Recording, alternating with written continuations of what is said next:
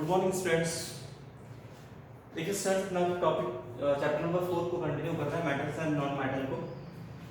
Topic जो अपना continuation में था, chemical properties of metals and non metal.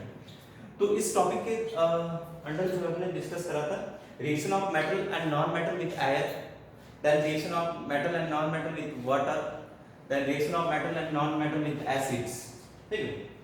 अब इसके अंदर देखिएगा यहाँ पे एक रिएक्शन ऑफ मेटल्स जो है विद एसिड के अंदर हमने डिस्कस करा था कि मेटल जो है वो एसिड के साथ में रिएक्ट कर देते हैं। जो हाईली रिएक्टिव मेटल्स होते हैं वो एसिड के साथ में रिएक्ट करके जो है हाइड्रोजन गैस और मेटल का सॉल्ट प्रोड्यूस करते हैं, मेटल का सॉल्ट प्रोड्यूस कर देते हैं। तो ये जो कुछ केसेस के अंदर मेटल का जो सॉल्ट होता है वो टॉक्सिक भी हो सकता है या ह्यूमन बीइंग के लिए हार्मफुल हो सकता है।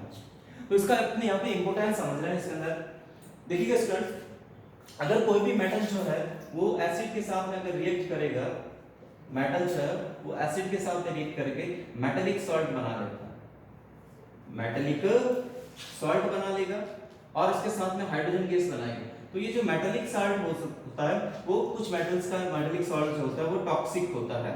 तो ये टॉक्सिक जो है वो ह्यूमन बीइंग के लिए हार्मफुल हो सकता है। इसके अंदर अगर अपन बात करें इसके अंदर कि इसका इंपॉर्टेंस की, तो देखिएगा आपने अगर घर के अंदर किचन के अंदर कोई फूड आइटम है अगर है और उसके अंदर अगर एसिड है, अगर उसके अंदर एसिड है तो उसको अगर अपन मेटल कंटेनर में अंदर रख देते तो आपका उसके अंदर ये मेटेलिक सॉल्ट या टॉक्सिक सब्सटेंस बनने का चांसेस रहता है जो पॉइजनस हो सकता है और इससे बॉडी को हार्म हो सकता है या डेथ भी हो सकता है इसके अंदर। तो जैसे अपन घर के अंदर जो है किचन में जो है जैसे पिकल्स जो होता है, तो पिकल्स के अंदर जो है आपका एसिड रहेगा इसके अंदर, है ना। जैसे लेमन का पिकल है तो लेमन के अंदर एसिड रहता है, या जो सिट्रस फ्रूट्स होते हैं उनके अंदर एसिड रहता है। तो उस एसिड की वजह से जो मेटल रिएक्ट कर सकते हैं इसके अंदर। तो अपन कभी भी पिकल या फिर जो कर्ड होता है, दही होता है, तो दही के अंदर भी लैक्टिक एसिड है इसके अंदर, तो लैक्टिक एसिड मेटल के साथ रिएक्ट कर लेगा और ये टॉक्सिक सब्सटेंस प्रोड्यूस करेगा। तो आपको जो है कभी भी जो है पिकल या फिर कर्ड है या फिर ऐसा जो भी फूड आइटम जिसके अंदर एसिड है उसको मेटल के अंदर कभी भी नहीं रखना है, क्योंकि वो क्या करेगा, मेटल के साथ में रिएक्ट करके हार्मफुल सब्सटेंस बना लेगा। एक तो इंपॉर्टेंस ये होगा। नेक्स्ट अपन बात करते हैं इसके अंदर रस्टिंग की प्रोसेस के बारे में बात करते हैं। ये रस्टिंग प्रोसेस क्या होता है देखिएगा स्टूडेंट अपना, जब भी आयरन को जो है अपन ओपन जो है वो एयर के अंदर रख देते हैं, एयर है यहाँ पे जो है एयर के अंदर ऑक्सीजन है, तो आयरन जो है वो रिएक्टिव मेटल है इसके अंदर, ऑक्सीजन के साथ में इजीली रिएक्ट कर सकता है इसके अंदर।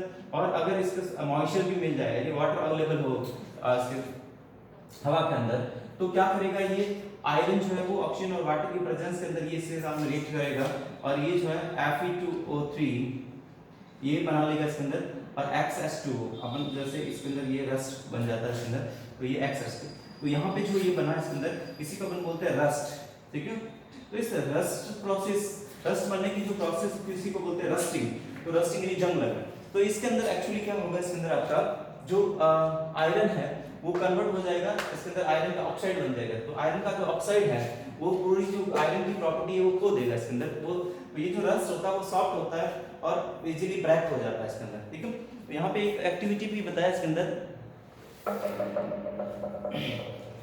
ये जो रस्ट का जो ऑक्साइड्स होते हैं इसको अपन रेड लिटमस से अगर चेक करेंगे इसके अंदर, तो ये इसको रेड को ब्लू में कन्वर्ट करेगा। इसका मतलब ये ऑक्साइड्स जो है वो वाटर के साथ में रिएक्ट करने पे जो है वो बेसिक हो जाता है। तो अपने पढ़ता है कि मेटल के जितने भी ऑक्साइड्स होते हैं वो बेसिक नेचर के होते हैं, तो वो रेड लिटमस को चेंज कर देंगे इसके अंदर।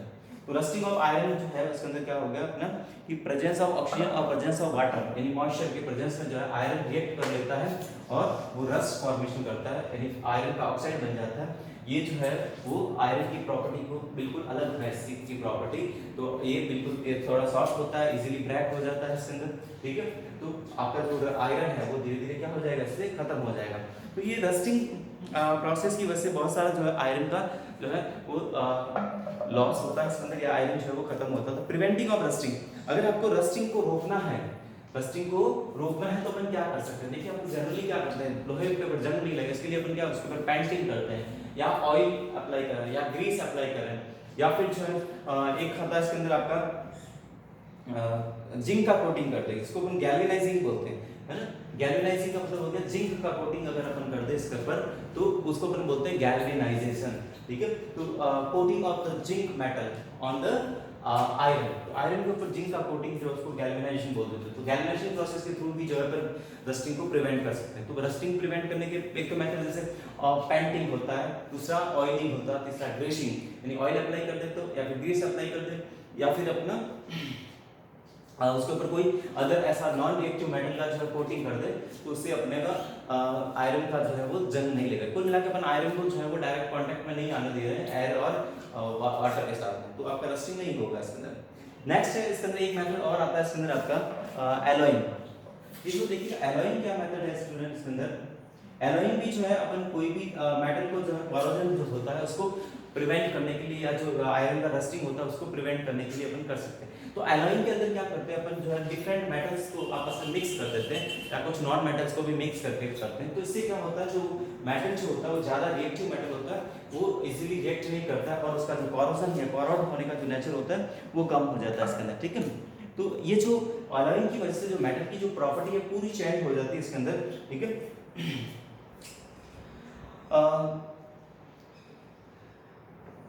यहाँ पे देखिएगा इसके अंदर ये जो एलॉय जो होते हैं वो एसिड के साथ में भी इतना इजीली रिएक्ट नहीं करते, या फिर एयर वाटर के साथ में इजीली रिएक्ट नहीं करते हैं इसके अंदर।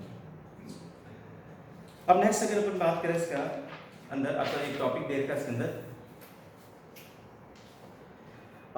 Reactivity series. देखिए स्टूडेंट रिएक्टिविटी सीरीज क्या होता है, अगर अपन मेटल्स को जो है उसके रिएक्टिविटी के हिसाब से डिक्रीजिंग ऑर्डर में अरेंज करें, यानी जो मोस्ट रिएक्टिव मेटल है जैसे सोडियम पोटेशियम है ना, पोटेशियम सोडियम वो सब मोस्ट रिएक्टिव है, और जब लिस्ट रिएक्टिव मेटल है वो है इसके अंदर आपका वो आ जाता है इसमें गोल्ड और सिल्वर। तो अगर अपन किसी भी मेटल को जो है वो उसके रिएक्टिविटी का जो है डिक्रीजिंग ऑर्डर में अरेंज करते हैं, ठीक है, तो उसको अपन बोलते हैं reactivity series. Reactivity series, reactivity series बोल देते हैं इसके अंदर। तो रिएक्टिविटी सीरीज के अंदर क्या होता है, हमेशा मेटल जो मोस्ट रिएक्टिव मेटल होते हैं, मोस्ट रिएक्टिव मेटल इसको तो सबसे टॉप पे रखते हैं, ठीक है, और जो लिस्ट रिएक्टिव होते हैं, लिस्ट रिएक्टिव होते हैं वो उसको अपन सबसे बॉटम में रखते हैं। तो इस तरह से जो अरेंजमेंट होता है इसके अंदर उसको अपन बोलते हैं रिएक्टिविटी सीरीज। तो टॉप पे आ जाएगा आपका पोटेशियम सोडियम, ये आपका लिस्ट में आ जाएगा आपका इसके अंदर गोल्ड आ जाता है ना, सिल्वर और गोल्ड, ठीक है, Ag और Ag ये लिस्ट रिएक्टिव के अंदर आता है। तो ये जो होता है इसके अंदर, और इसके अंदर बीच में जो हाइड्रोजन आ जाएगा, हाइड्रोजन से ऊपर के जितने भी जो मेटल होंगे वो एसिड के साथ रिएक्ट कर सकते हैं, और हाइड्रोजन के बिलो जितने भी मेटल आएंगे वो ऑक्सीजन के साथ रिएक्ट नहीं करेंगे इसके अंदर, ठीक है। अब यहाँ पे देखिएगा इसके अंदर हाइड्रोजन के साथ में जो हाइड्रोजन से ऊपर जो मेटल होंगे वो एसिड के साथ रिएक्ट करते हैं, हाइड्रोजन के बिलो जो मेटल होंगे उसको वो एसिड के साथ रिएक्ट नहीं करते। अब देखिए यहाँ पे एक चीज और अपन समझना है इसके अंदर, डिस्प्लेसमेंट रिएक्शन के बारे में भी बात करते हैं इसके अंदर। ये डिस्प्लेसमेंट रिएक्शन क्या होता है, देखिए इसमें डिस्प्लेसमेंट रिएक्शन, डिस्प्लेसमेंट रिएक्शन। तो डिस्प्लेसमेंट रिएक्शन के अंदर क्या होता है, मोर रिएक्टिव मेटल जो है वो डिस्प्लेस करता है, यानी मोर रिएक्टिव जो मेटल अगर होगा, मोर रिएक्टिव मेटल वो क्या करेगा, डिस्प्लेस करेगा, डिस्प्लेस करेगा किसको, less reactive metal, less reactive metals को, समझ आ रहा है। तो ये जो प्रोसेस होती है इसको अपन बोलते हैं डिस्प्लेसमेंट। इसको अपन एक एग्जांपल के थ्रू समझते हैं इसके अंदर। जैसे अपन जो है मेरे पास एक कॉपर सल्फेट का सॉल्यूशन है, इसके अंदर CuSO4 का सॉल्यूशन है, ठीक है, और इसके अंदर में कॉपर सल्फेट का जो सॉल्यूशन है इसके अंदर मैं आयरन को अगर डाल देता हूँ, आयरन का थोड़ा आयरन नैन डाल दूँ या आयरन का पाउडर डाल दो इसके अंदर, तो आयरन क्या है इसके अंदर, मोर रिएक्टिव है कंपेयर टू आपका कॉपर, यानी कॉपर आयरन कंपेयर में लेस रिएक्टिव। तो ये आयरन मोर रिएक्टिव है, तो ये क्या करेगा, कॉपर को यहाँ से डिस्प्लेस करेगा और खुद इसके साथ में जुड़ जाएगा, तो ये बन जाएगा आपका आयरन का सॉल्ट, यानी फेरस सल्फेट बन जाएगा, और कॉपर यहाँ पे आपका सेपरेट हो जाएगा। तो ये जो आपका कॉपर सल्फेट का जो इसके अंदर आपको ब्लू कलर का जो इसके अंदर सॉल्यूशन है वो आपका ग्रीन कलर के अंदर कन्वर्ट हो जाएगा। ये कलर चेंज होगा due to the displacement reaction की वजह से हो रहा है, ठीक है ना। तो ये चीज इसके अंदर आपको समझाया इसके अंदर। नेक्स्ट आपके एक टॉपिक है इसके अंदर use of metals and non metals. तो मेटल के क्या क्या यूजेस होते हैं और नॉन मेटल के क्या क्या यूजेस होते हैं। तो कुछ मेटल्स के यूजेस जो अपन ज़्यादा कॉमनली यूज करते हैं, जैसे कॉपर जो है use for electric making electric wires और अप्लायंसेस, और इलेक्ट्रोप्लेटिंग के लिए यूज करते हैं कॉपर का। नेक्स्ट है इलेक्ट्रॉनिक इंडस्ट्री के अंदर यूज होता है मेकिंग एलॉय, जैसे ब्रास है, ब्रॉन्ज है और जर्मन सिल्वर, इनके बनाने के लिए कॉपर का यूज करेंगे अपन।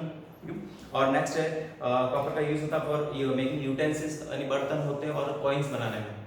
आयरन की बात करें तो इसके अंदर जो है कास्टिंग वर्क करने के लिए होता है इसके अंदर, और use for making sink, bathtubs, pipes, iron nails, chains, gates, radiator pipe, agriculture implements, ये सभी बनाने के लिए आयरन का यूज करेंगे। नेक्स्ट है इसके अंदर construction of the railway bridge के लिए आयरन का यूज करते हैं, मेकिंग पार्ट्स ऑफ मशीन्स के लिए, और मेक द स्टेनलेस स्टील बनाने के लिए भी अपन आयरन का यूज करेंगे। एल्यूमिनियम की बात करते हैं इसके अंदर, तो एल्यूमिनियम का यूज करते हैं मेनली जो है यूटेंसिल्स यानी बर्तन बनाने में, पैकिंग फॉइल बनाने में, शीट्स बनाने में, है ना।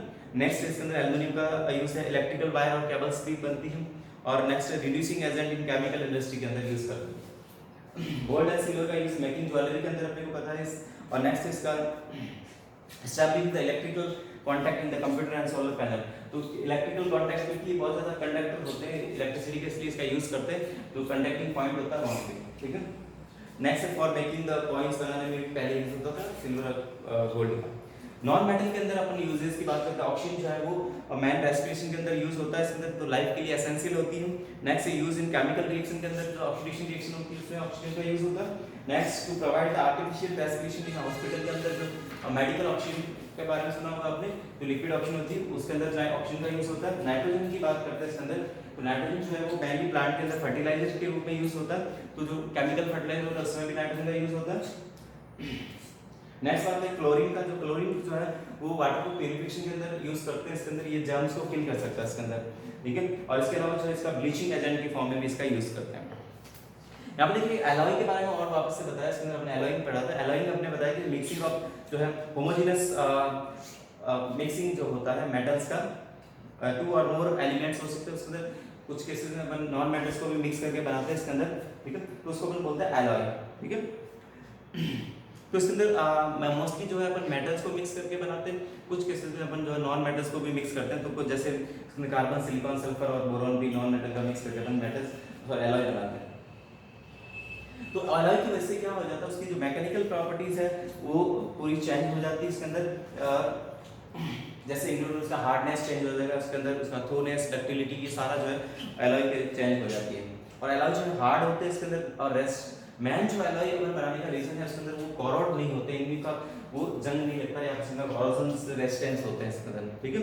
और they commonly use in the chemicals and magnetizable and ductiles होते हैं इसके अंदर। नेक्स्ट अगर देखिए हम ये जो एलॉय होते हैं, कुछ के अंदर तो अपन क्या करते हैं आयरन का यूज करते हैं, तो उसको जो है फेरस एलॉय बोल देते हैं, है ना। और कुछ के अंदर अपन आयरन का यूज नहीं करते तो वो नॉन फेरस एलॉय बोलते हैं। तो आयरन एलॉय के अंदर जैसे इनवार, मैंगनीज स्टील, निकल स्टील, स्टेनलेस स्टील, इन सब के अंदर जो है आयरन का यूज करते हैं, तो ये फेरस एलॉय हो जाएंगे।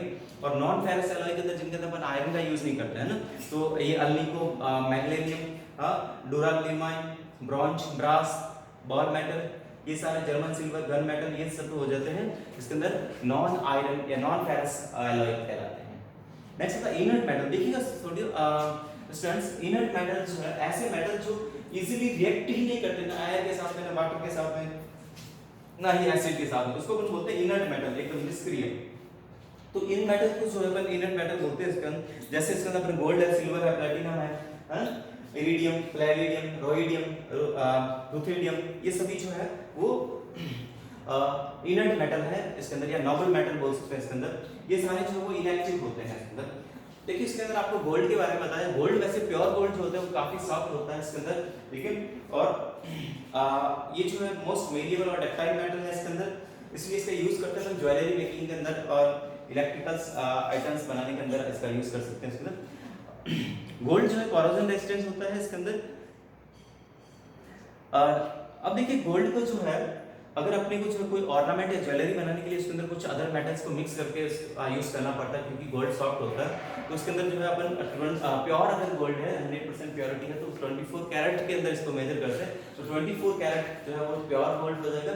उसके अंदर जो है वो मिक्सिंग करते हैं अपन दूसरे मेटल की, वो डिपेंड करता है ज्वेलरी कौन से टाइप की बनानी है, ठीक है। तो 22 कैरेट 23 कैरेट का गोल्ड होता है, वो डिपेंड करता है अलग परसेंटेज के हिसाब से उसके अंदर मिक्स करते हैं इसके अंदर। तो मैक्सिमम प्योरिटी अपन ज्वेलरी के लिए 91.6% रख सकते हैं इसके अंदर, उससे ज़्यादा प्योरिटी से अपन ज्वेलरी नहीं बना सकते। तो उसके अंदर अदर मेटल या तो कॉपर का मिक्सिंग करते हैं या फिर सिल्वर का मिक्सिंग करके अपन जो है ज्वेलरी बनाने के अंदर यूज करते हैं इसका।